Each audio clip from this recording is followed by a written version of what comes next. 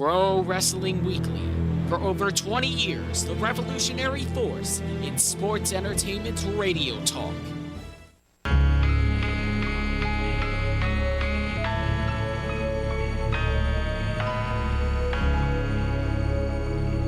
Is cooking.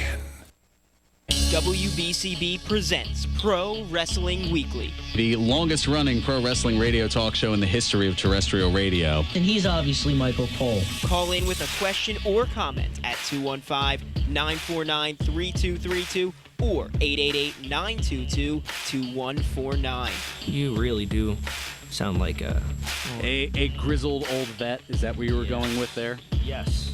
To not get you in trouble? Oh, I'll get in trouble at some point. Believe me, I'll do something. Well, to keep you out of trouble in this case, at least. And now, here are your hosts of Pro Wrestling Weekly, Fearon Derry and Lucas DeSangro. Ooh, I'm getting good at this radio thing. Yeah. It only took you 5.5 years. I'm not good at it yet. I'm starting. Yeah. Only slightly. Slowest escalator upward. Shut up!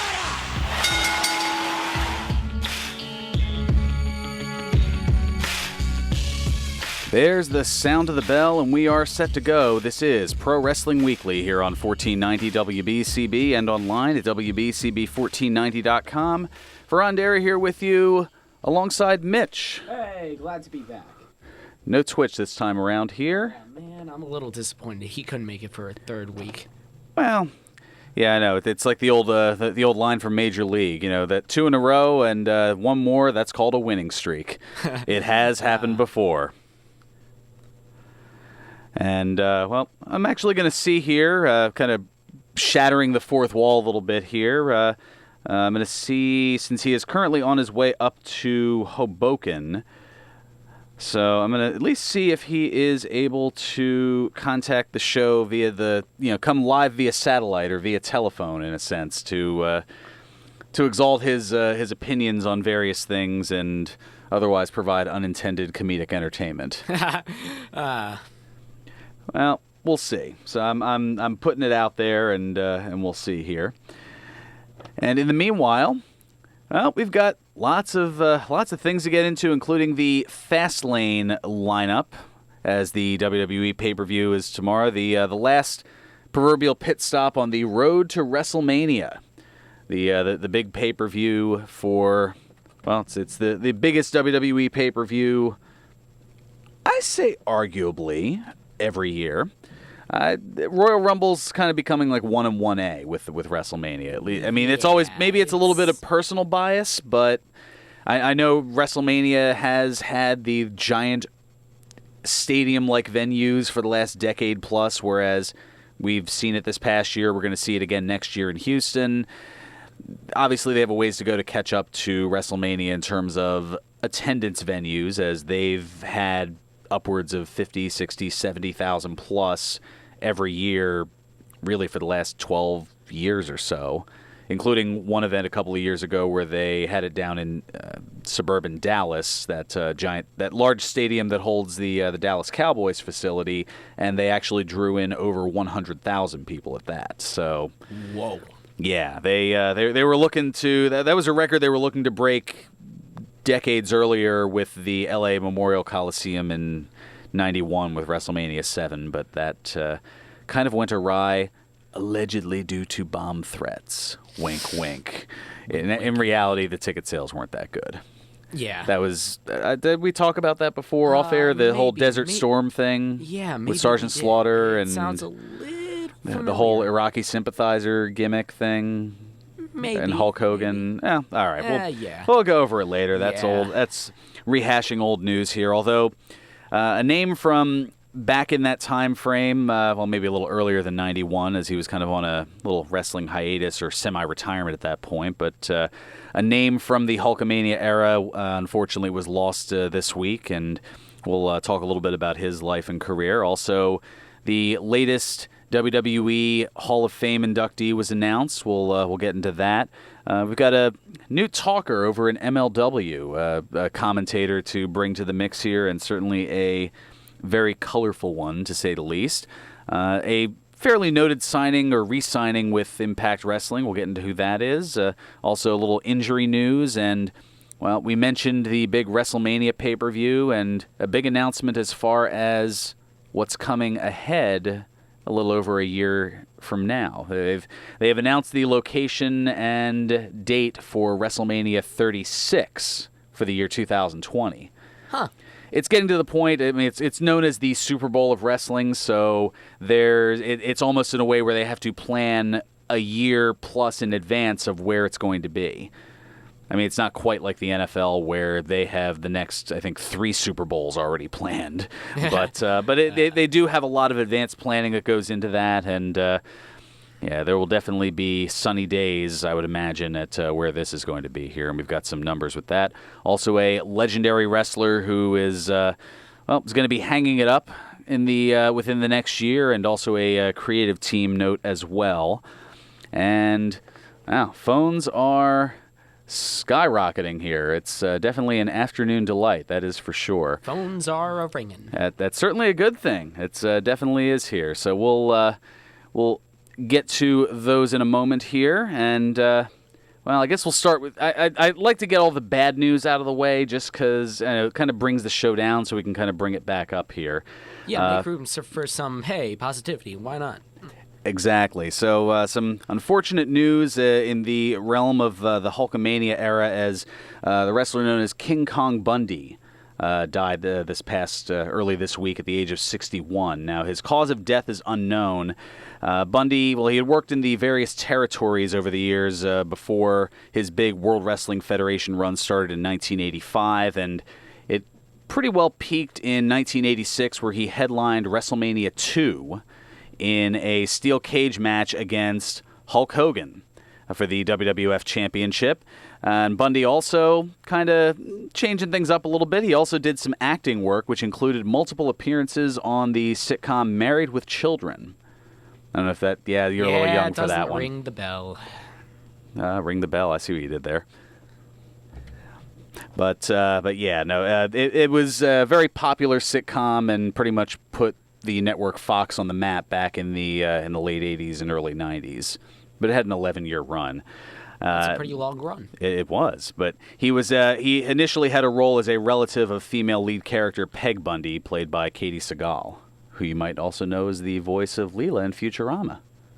Ah. Oh, yeah, there you go. Yeah, now it clicks a little bit. It's clicking.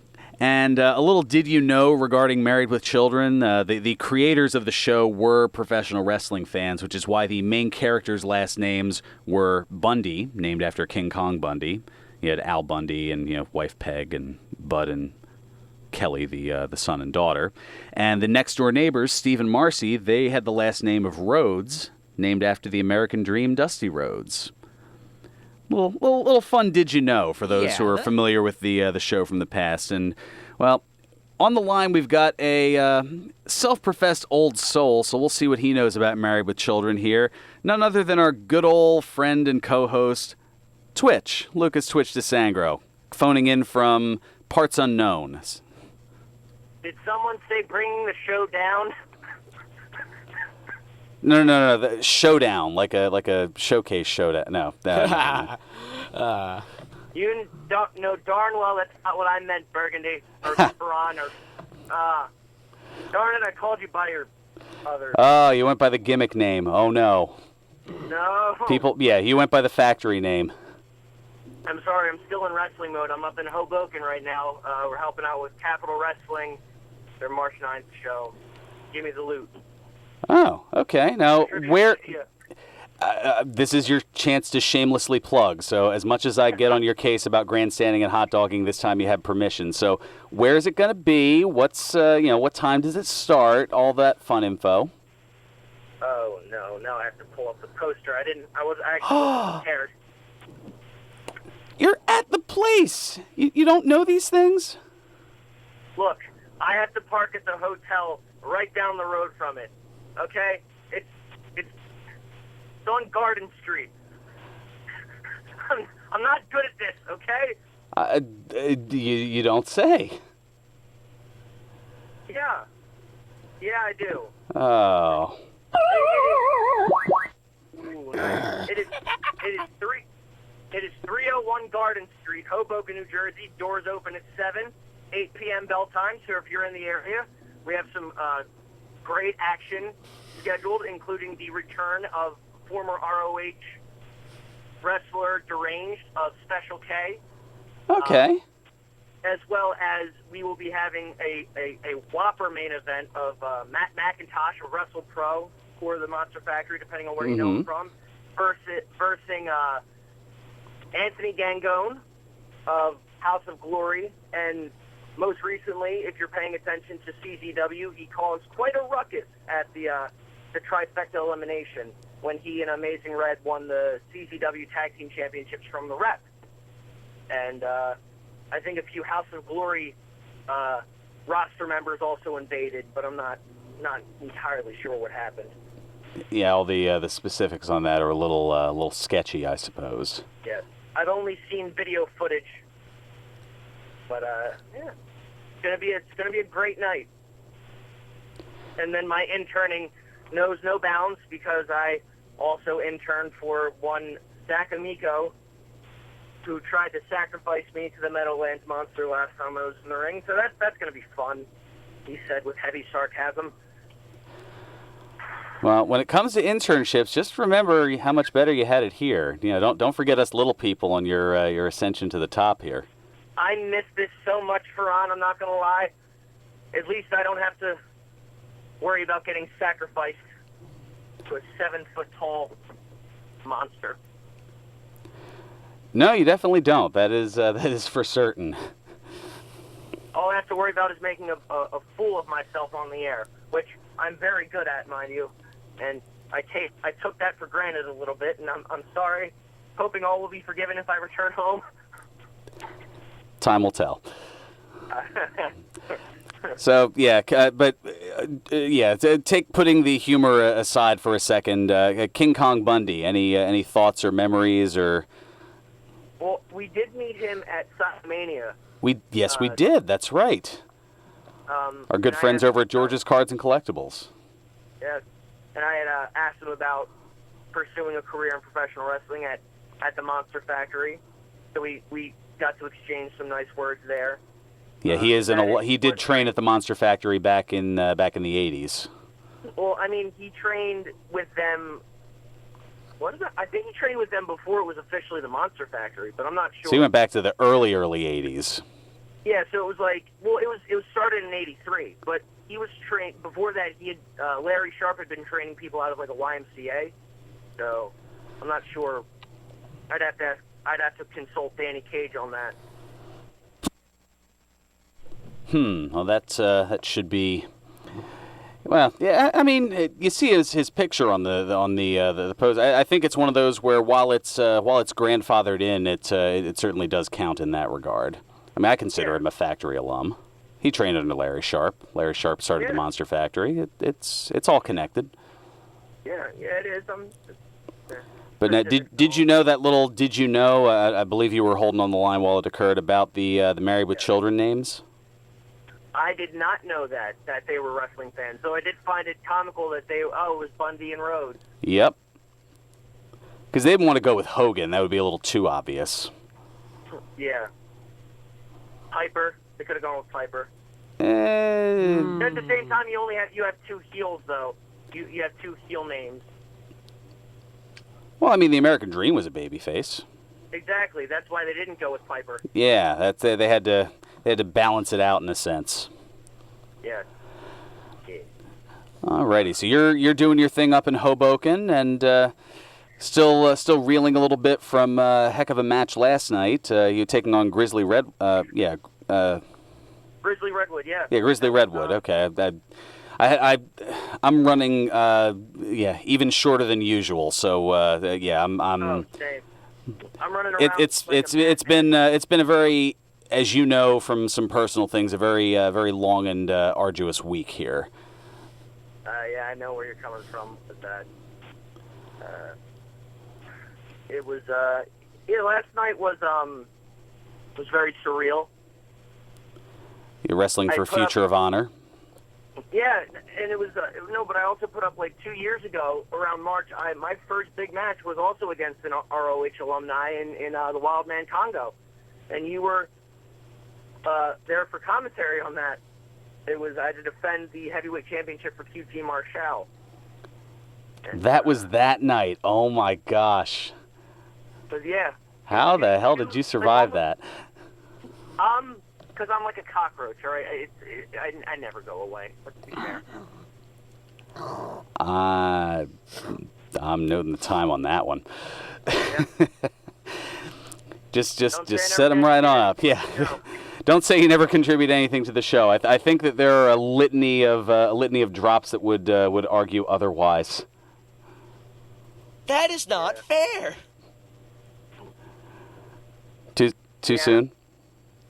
No, not at all. Not at all. Okay. All right. Well, I guess we'll leave you to your preparation for this evening, and yeah, I gotta go. I actually have to go help set up the ring now. So yeah, you got to go do your ring crew. You don't want to big time them there or anything of that nature. So I'll go ahead and let you go, and we'll hopefully catch up with you here next week. And if you want to at least by text, because we still have the predictions starting to go wrong. If you want to text over the predictions, we'll get to that a little later in the show for Fastlane tomorrow. I would love to. You need to know what the card is, don't you? Yeah. Okay. Just text me the card. I'll Tell me text during the break. during the break, exactly, which is coming up momentarily here, and then then we'll get to Ed from Northeast Philly on the other side. But Lucas, thank you so much for joining us. Best of luck up there in Hoboken tonight, and Thank you. we'll hopefully see you next week here. Oh, I will definitely be in next week. You heard it here first, folks. We'll get that streak going again at 1.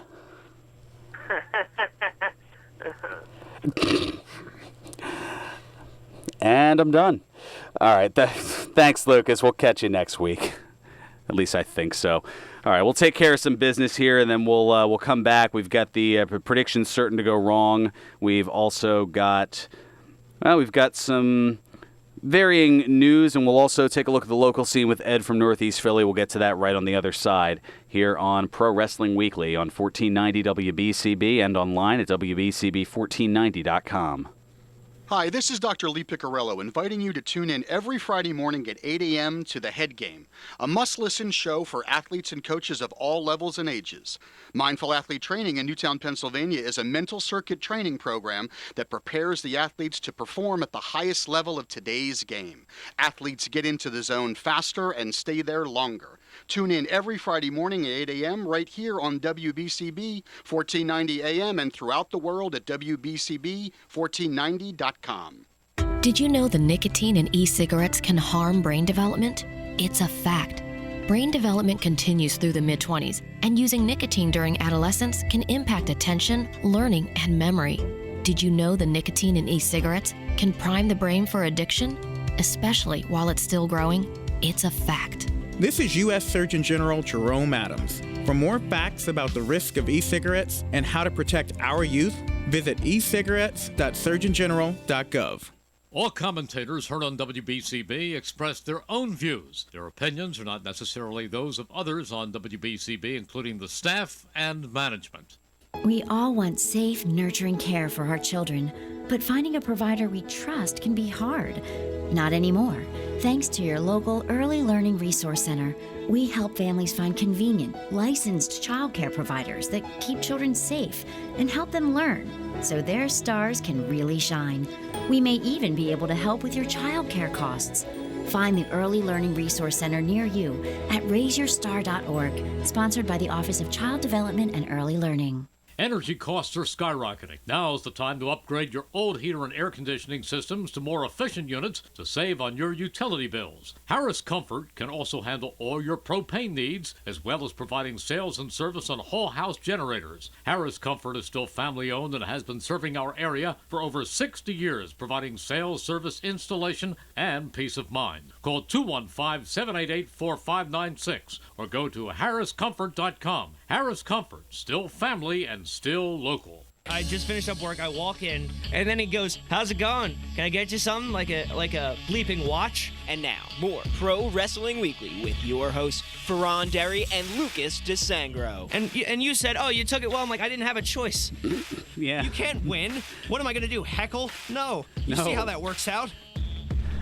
Welcome back to Pro Wrestling Weekly here on 1490 WBCB and online at WBCB1490.com. Fearon Derry here with you, previously alongside a very timely Lucas. See what I did there? Watch timely. Yeah. Watch timely. Yeah. Gosh, that goes back to the that was the night the Thanks for the Laughs back in November, the comedy show with Don Jameson and Jim Florentine. Must have been a hell of a night.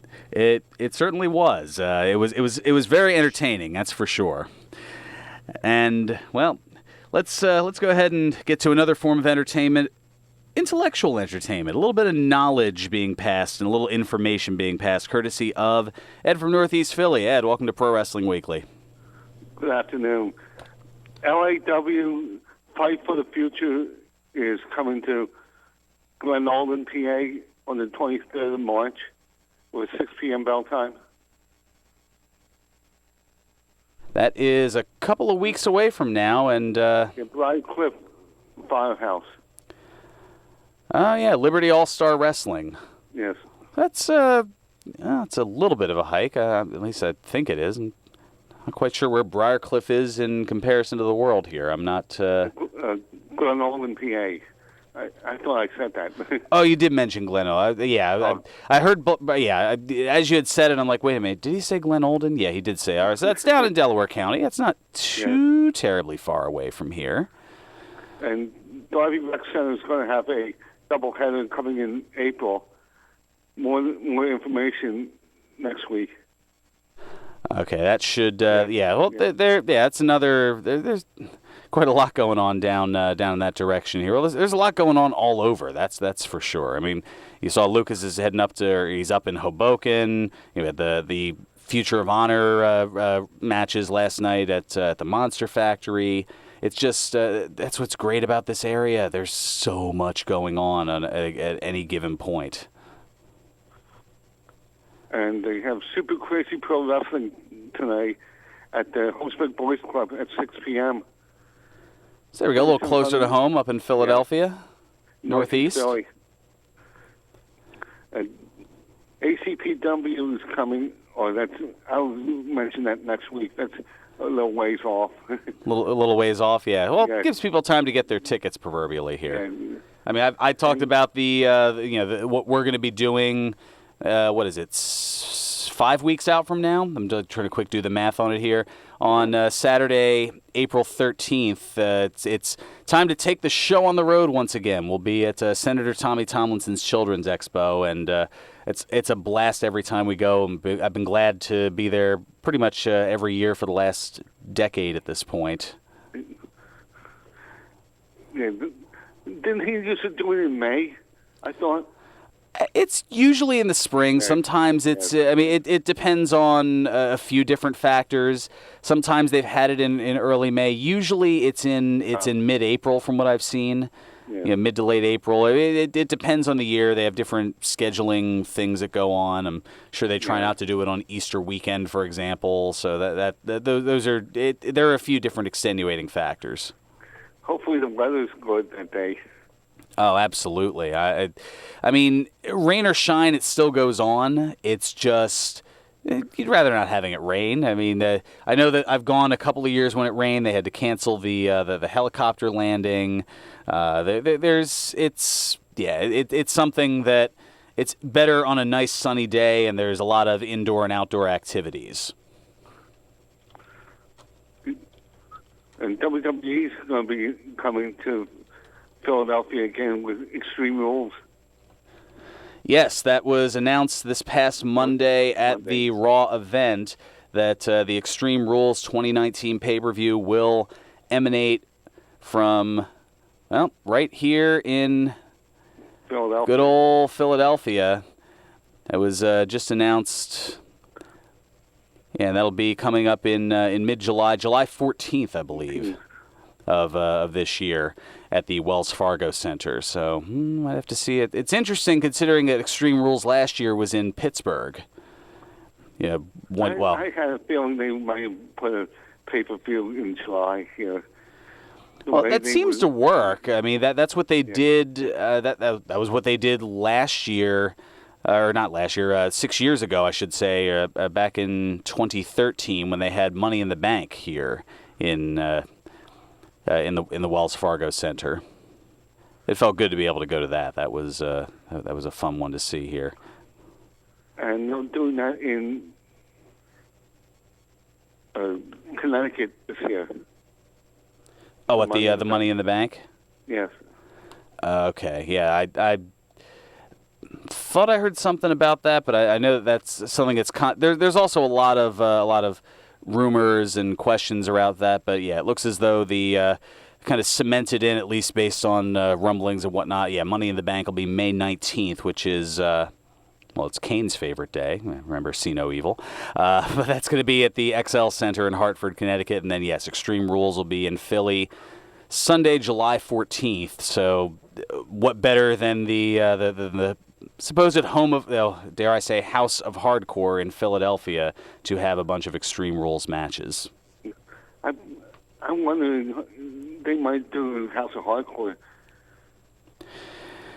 It's hard to say. There's a lot of, it's amazing how there's a little northeasterly block going on here over the course of the next few months. You've got WrestleMania in North Jersey, you've got Money in the Bank in Hartford, Connecticut, you've got Extreme Rules in Philly.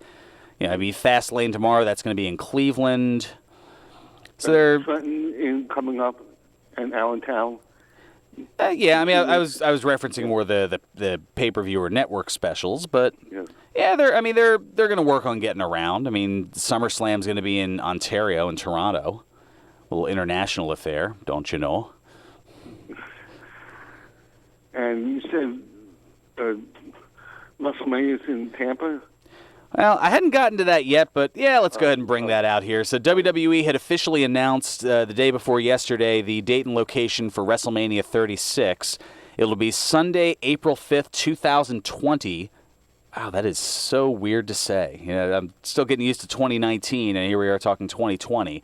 But it'll be April 5th, 2020 at Raymond James Stadium in Tampa, Florida. Another sunny venue, and it'll be Tampa's first time hosting the WrestleMania event.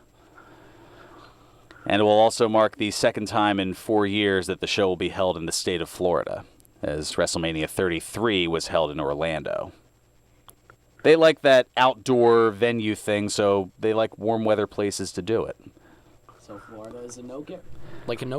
Florida's a no-brainer, and I actually have, because I was kind of curious, because it's actually going to be the fourth time that WrestleMania will be held there in the Sunshine State, as WrestleMania's 24, 28, 33, and now 36 will be held in the state of Florida. But that's not a record.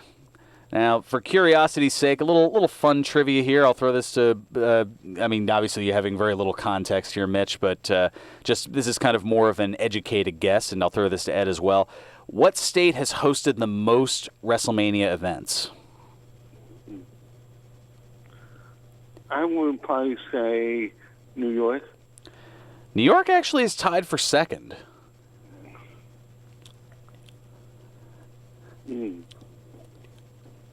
What do you think, Mitch? What do I think? Yeah, just throw a state out there. Just throw a state out there. Yeah, that you think would have hosted a lot of WrestleMania events. Well, if I'm thinking a big state, maybe this is just a rough guess. California? That is a very good rough guess. California has hosted the event 6 times.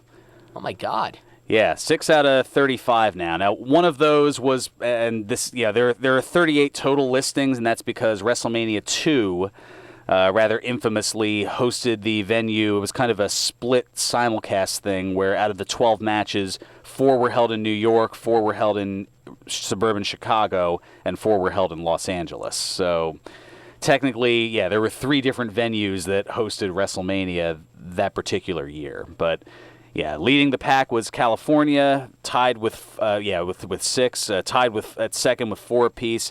New York, New Jersey, and Florida. Yeah, Jersey having, at least way back when, having the... having it in East Rutherford in the indoor arenas back early on, and then in more recent times having it at MetLife Stadium, both 6 years ago at WrestleMania 29 and again coming up next month. And then it trickles down from there. Illinois and Texas have held it 3 times. Ontario, as well as Ontario, Canada, through Toronto, as well as Michigan and Louisiana twice. And then there are 8 states who held it once. The states of Arizona, Connecticut, Indiana, Georgia, Massachusetts, Nevada, Pennsylvania, and Washington State. Yeah, we had it here in Philadelphia back in 1999, WrestleMania 15.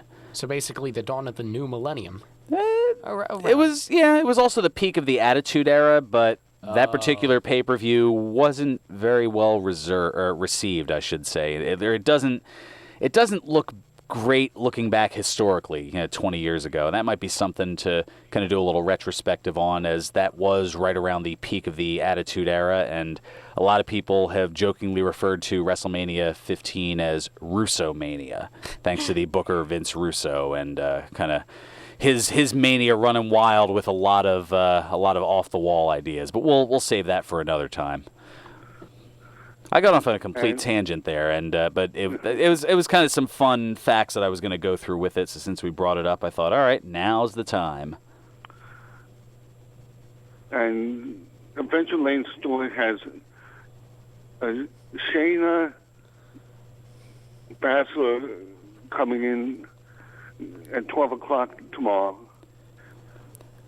Oh, Shayna Baszler. Okay, yeah. I was gonna say there's a few different appearances. Actually, this is the weekend for. It's a huge one for wrestler appearances over at George's Cards and Collectibles. I know we mentioned them earlier with the Sign of Mania, but it almost feels like a weekend in that regard. As today from 4 to 6 p.m., you've got former WWE Tag Team Champions the Godwins, Henry O. and Phineas I. Godwin. Get it? HOG, the acronym, and PIG. That was clever stuff they did back in the mid-'90s during the New Generation era. As well as former 2-time WWF Women's Tag Team Champions, the Glamour Girls, Judy Martin and Leilani Kai. So that'll all be later today. And then tomorrow from noon to 2, Chavo Guerrero Jr., as well as WWE Hall of Famer Ted DiBiase and Virgil. Not to mention the big event up in New York, too.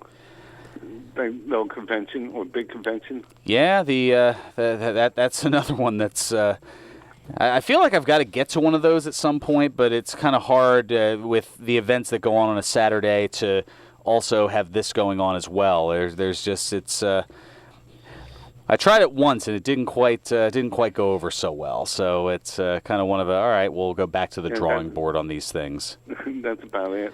Yeah, the big event, that's actually going on now, so it's a little late to probably get up there, as we're already in the afternoon point. By the time you get up there, it'll practically be over, but... And R.I.P. Bundy. Yeah, King Kong Bundy, that was...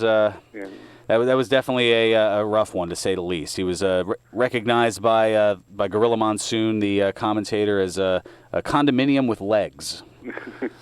I mean, that's because that's how big he was. I mean, he was. Did they say what he died from? Nothing has been reported as of yet, and I think it was something fairly sudden, because he actually had tweeted about appearing at an event about 3 hours before it was announced that he had died. So I'm thinking whatever it was something sudden. But we'll I don't want to speculate that. I think we'll just kind of let that play out. But that is the kind of logical deduction regarding that. Alrighty, Ed. Well, thank you so much for the call. We'll catch up with you next week for more fun and shenanigans and local looks and everything else going on here. And, we're at about that time. One thing to let you know is this has definitely been the show for it here. There's lots of fun stuff coming up for the last hurrah over at our friends at the Broken Goblet Brewery, as they're going to be heading out of the Bristol spot coming up in a couple of weeks. Tonight they've got Metal Quizzo 3D on tap, great for the metal music fans out there. And only 2 more weeks to check out the old spot before a roughly month-long respite to finish up the new spot over in Bensalem. And I just saw that they've got on tap Diane, the fine cup of coffee stout. Because I think we've already used our quota, so, well, Twin Peak fans, they'll know what I'm talking about regarding that. Anyway, coming back, we'll also have the predictions certain to go wrong for the Fastlane pay-per-view tomorrow, and we got more news and notes to get into, including a legendary wrestler who's going to be hanging it up in about 9 months, as well as what Hall of Famer got added to the WWE creative team. And, well, speaking of Hall of Fame, we'll get into that latest entrant and kind of round out that lineup. All that and more here on Pro Wrestling Weekly on 1490 WBCB and online at WBCB1490.com. Catch the ultimate wager and watch experience only at Chickies and Pete's. Place a bet at either the new sportsbook at Parks Casino or the sportsbook at the Tropicana, and then watch it pay off just steps away at the Chickies and Pete's inside both casinos. Chickies and Pete's will have all the big games on all the big screens, and the best bet is the food will be great. The ultimate in-game experience is now the ultimate wager and watch experience at Chickies and Pete's at Parks Casino and Chickies and Pete's at the Tropicana. Must be 21 or older and gambling problem? Call 1-800-GAMBLER.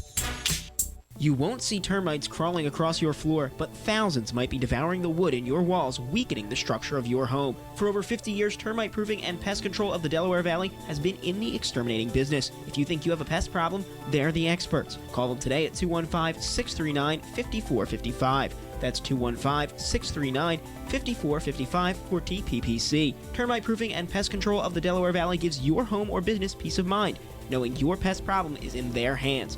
Located at 1560 Bristol Pike in Bensalem, they use only EPA-approved material applied by licensed technicians. Call Termite Proofing and Pest Control of the Delaware Valley at 215-639-5455. Schedule a retirement planning strategy session with TFG Wealth Management. Mark Freed previews his technology others don't have access to and methods other professionals don't consider. Mark's maximum planning process takes you to and through a successful retirement. Call 866-296-8156. Mark Freed at TFG Wealth Management. That's 866-296-8156. Investment advisory services are offered by TFG Wealth Management, LLC, a registered investment advisory firm in the state of Pennsylvania. Insurance products and services are offered through the Freed Group. TFG Wealth Management, LLC, and the Freed Group are affiliated companies. Hi, this is Dr. Lee Piccarello inviting you to tune in every Friday morning at 8 a.m. to The Head Game, a must-listen show for athletes and coaches of all levels and ages. Mindful Athlete Training in Newtown, Pennsylvania is a mental circuit training program that prepares the athletes to perform at the highest level of today's game. Athletes get into the zone faster and stay there longer. Tune in every Friday morning at 8 a.m. right here on WBCB 1490 AM and throughout the world at WBCB1490.com. Pro Wrestling Weekly presents Today in Wrestling History, March 9th. On this date in 1998, WCW Monday Nitro aired live from Winston-Salem, North Carolina. In the main event, Hulk Hogan, Scott Hall, and Kevin Nash defeated Randy Savage, Sting, and The Giant in a 6-man tag team match. On this date in 2008, TNA held its Destination X pay-per-view. In the main event, Christian Cage, Kevin Nash, and Samoa Joe defeated AJ Styles, Kurt Angle, and Tomko in a 6-man tag team match. On this date in 2009, WWE Monday Night Raw aired live from Jacksonville, Florida. In the main event, Cody Rhodes and Ted DiBiase Jr. defeated Triple H by forfeit in a handicap match. On this date in 2014, TNA held its Lockdown pay-per-view.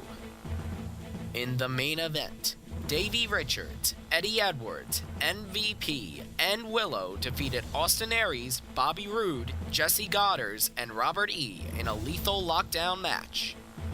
This has been Today in Wrestling History, March 9th.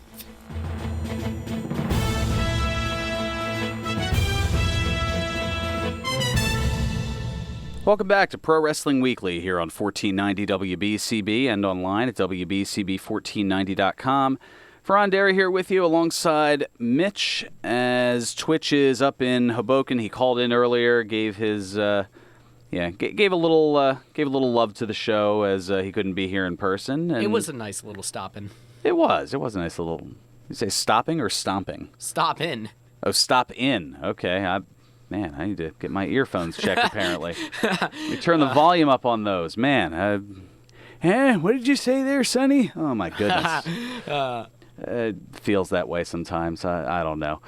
So, yes, we have... Well, let's get into these now here while we've... Because I always seem to go a little too close to the end in terms of time and not leave myself enough time for it here. In terms of the predictions certain to go wrong for the Fastlane pay-per-view. So we'll get those going now here, and that way we've got ample time. And then we've also got news and notes to get into as well. So first up, we've got, well, it looks like there are, at least based on varying reports, 2 different pre-show matches that are going on here. First of which, Rey Mysterio and Andrade. I was giving you a little bit of a preview earlier on. Mysterio, the definitely more experienced of the two, as he goes all the way back to when he was 15 years old in terms of starting wrestling. He wrestled back then as the masked wrestler El Calibre, the Hummingbird. Thank you, Mike Tenay, for that little tidbit from Monday Nitro back in the day. He had Mike Tenay was the one who had all of the information on the international wrestlers from Mexico, Japan, because the internet was still rather in its infancy back then in the 90s. You still had that whole dial-up screechy modem-y thing. Yeah. Yeah, not quite fun. It gives me shudders just thinking about that screech from back in the day. But that notwithstanding, so yeah, I'm going with Andrade on this one. Twitch is actually going with Rey Mysterio. I don't know. I'm kind of going with the younger, the younger, hungrier type. It's really a coin flip here with this one. What say ye? Well, I say that I'm going to go with size superiority, because you told me back there that Rey Mysterio is just a tad bit smaller, so I'm going to go with Andrade. Alrighty. Now, the other apparently pre-show match is going to be a tag match of The New Day, Big E and Xavier Woods, as, Kofi was supposed to be challenging for the title, but now isn't, taking on the international team of Shinsuke Nakamura and Rusev. Now, The New Day, I think... I mean, they've been tight for a really long time. They held the tag titles longer than anyone in the modern era. That's why I'm going with the New Day here. Lucas is going with the international team of Shinsuke and Rusev. So I don't know. Will it be Rusev Day, or like it was this past Tuesday with Mardi Gras, will it be Pancake Day for the New Day? Well, I say that New Day sounds like the type of guys who can get a job done, so that's who I'm going with. Alrighty. Next up, we've got the Usos defending the SmackDown tag titles against The Miz and Shane McMahon, the best team in the world.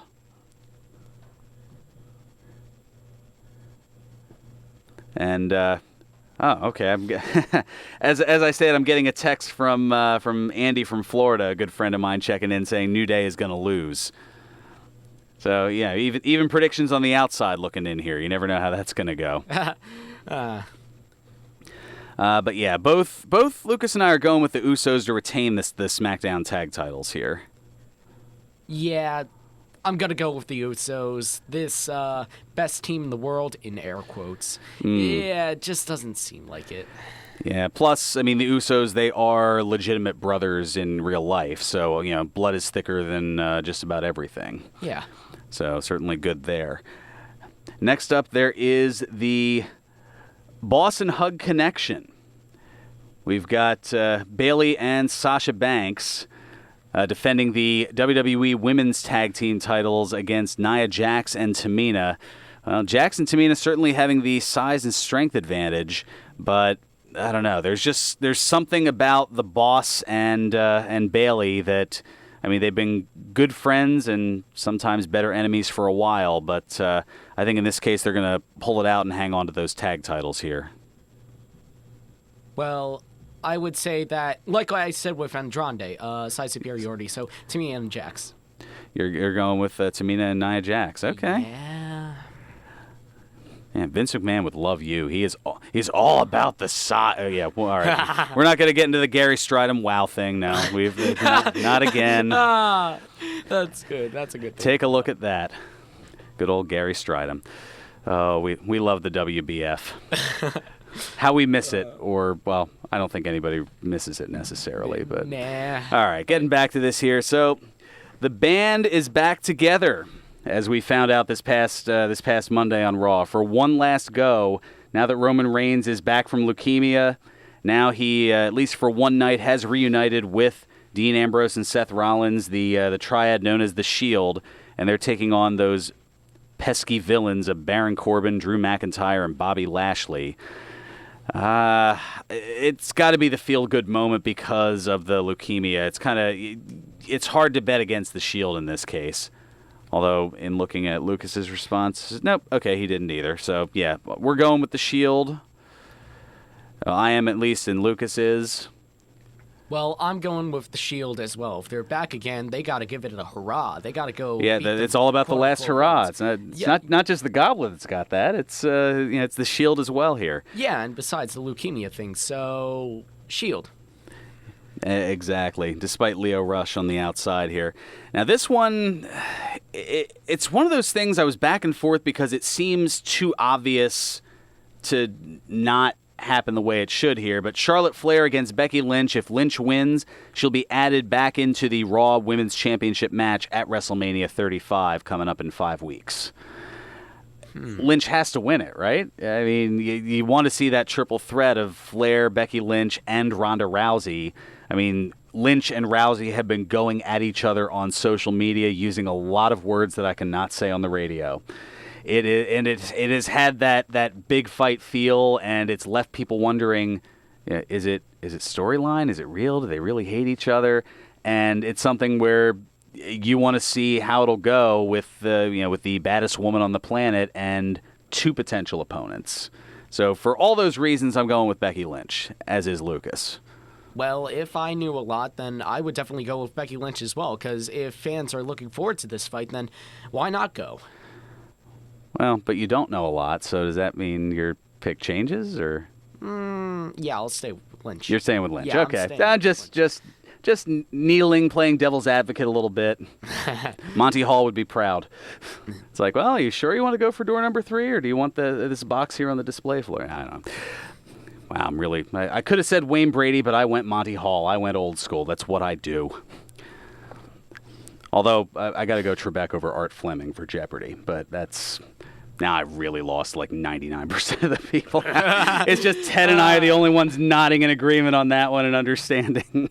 All right, 3 more here. We've got Asuka defending the SmackDown Women's Championship against Mandy Rose. I'm thinking Asuka's taking the title into WrestleMania, and we'll see what happens from there.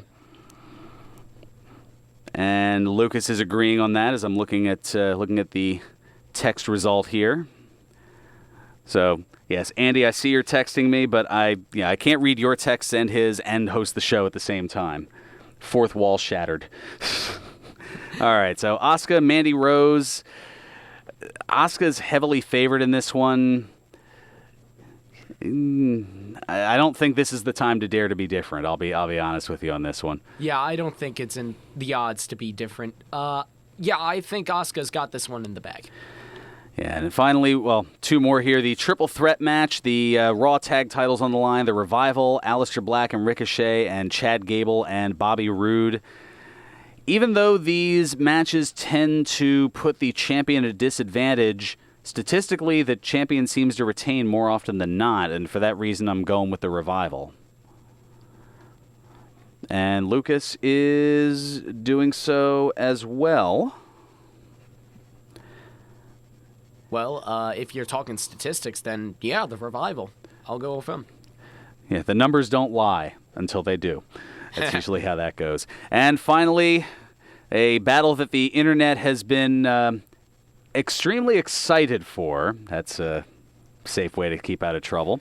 Daniel Bryan defending the WWE Championship against Kevin Owens, and I say that the internet is excited as they're used to seeing these two from their independent days as Kevin Steen and Bryan Danielson, respectively. So these are two who have fought each other numerous times on the small stage, and now are going to do so on a rather large stage here. So the fans, they're probably going to be winners in this, but I think we got to take this new eco-friendly belt all the way up to WrestleMania as well. So, yeah, they're not just going to have that for a couple of months because that was, as Mr. Dink said in the old cartoon Doug, very expensive.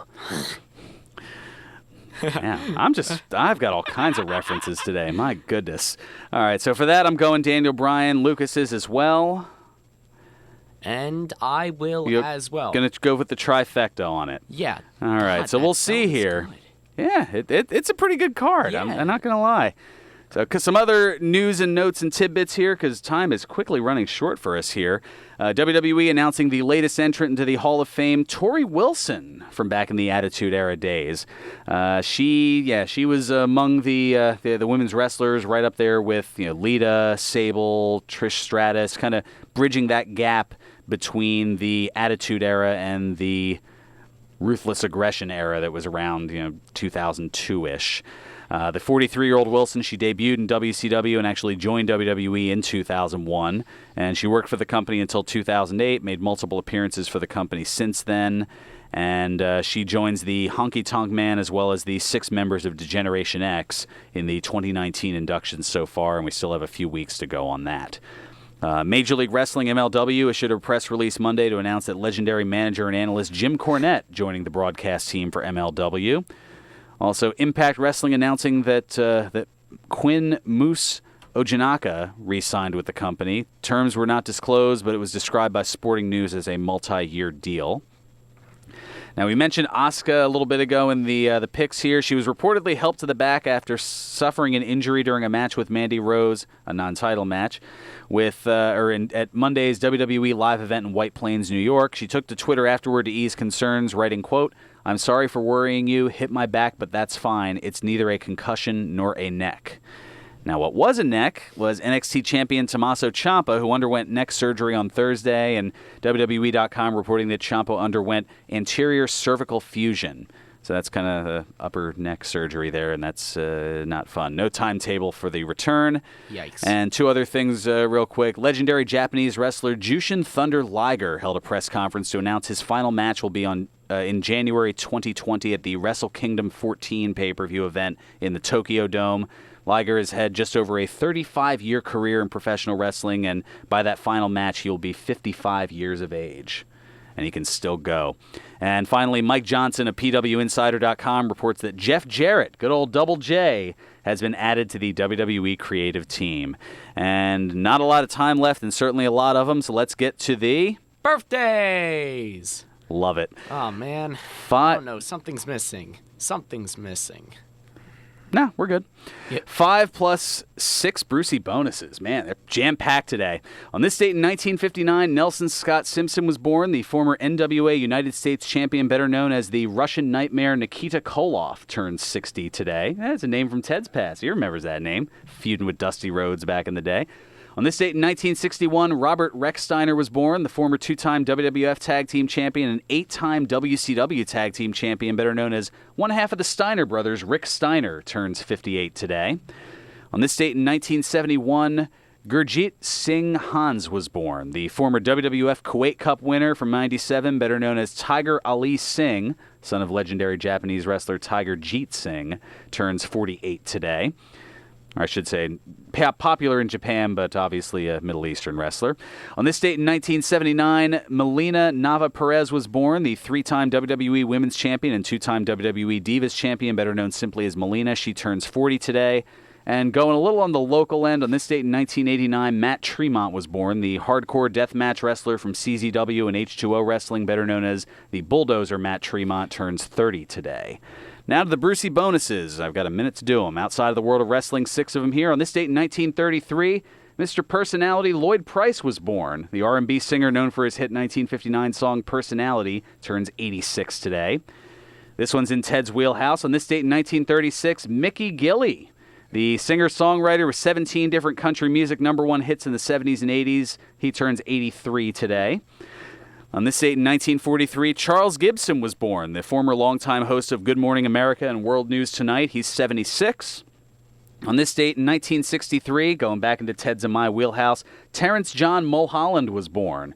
Former pro baseball pitcher, best known for his time in the early 90s with the Phillies, throwing a no-hitter in 1990 and leading the Phillies to the National League pennant in 93. He turns 56 today. On this date in 1964, Steve Wilkos, the TV personality and talk show host and former director of security on The Jerry Springer Show, he's 55 today. And on this date in 1971, Emmanuel Lewis was born, the actor best known for the title character in the 80s sitcom Webster. He turns 48 today. Yeah, wow, feeling old there. That's going to do it for us, and we'll be back next week with more, wrap-up of Fastlane. Until then, play us out, Nutsy. 1 o'clock and all's well. Serving you better than ever before. This is 1490 WB.